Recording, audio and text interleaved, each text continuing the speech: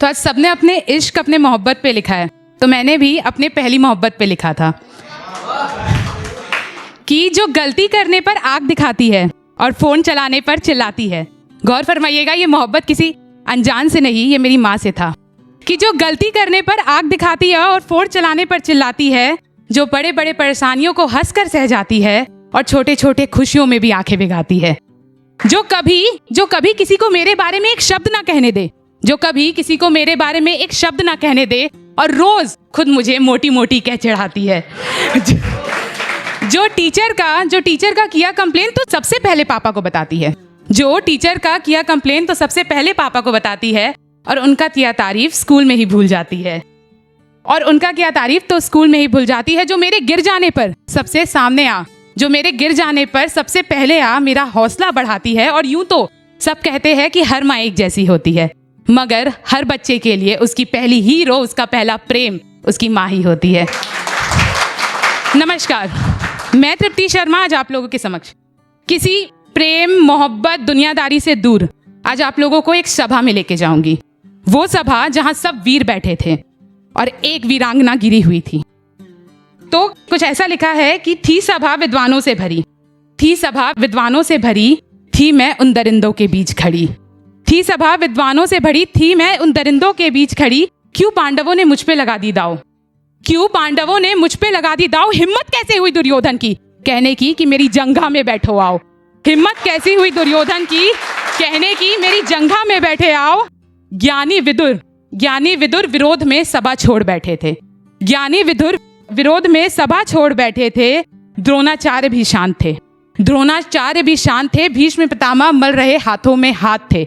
माँ गांधारी के आंखों में पट्टी बंधी हुई थी, माँ गांधारी के आंखों में पट्टी बंधी हुई थी। और बिन देखे उन अनदेखे देश से महाराज चिंतित थे। नकुल सहदेव की तलवारों की धार भोथर हो गई थी, नकुल सहदेव की तलवारों की धार भोथर हो गई थी।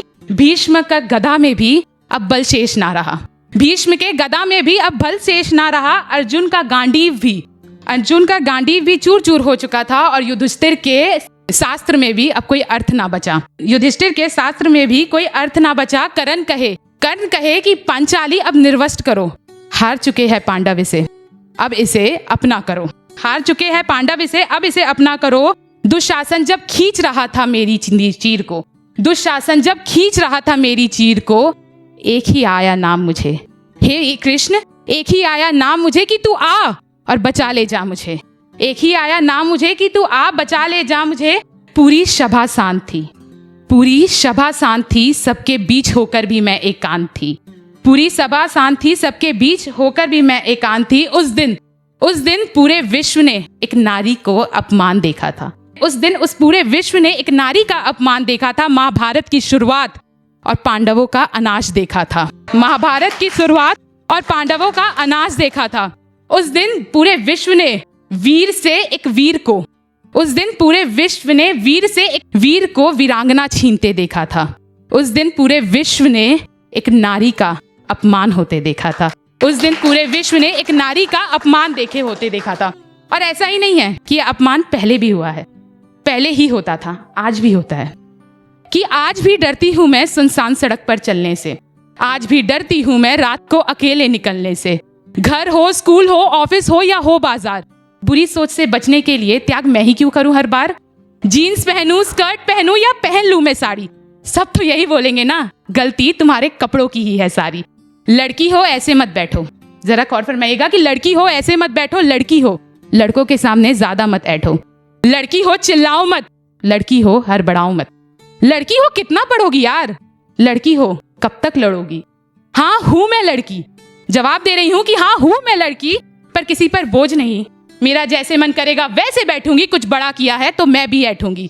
अपने हक के लिए लड़ूंगी, अपने हक के लिए लड़ूंगी, और जब तक संतुष्टि ना मिल जाए तब तक पढ़ूंगी। कैसा है ये समाज, कैसा है ये समाज और कैसे इसके खोखले उसूल। मर्द अपनी मर्दानगी में क्यों गई सारी मर्यादा को भूल। मर्दों वाली बात बोलकर, मर्दों वाली बात बोलकर कब तक मुझे यूं हलाल करोगे। अरे ओ मर्द, कब तक अपनी नामर्दानगी छुपाने के लिए मेरे कपड़ों पे सवाल करोगे, मेरे कपड़ों पे सवाल करोगे। धन्यवाद।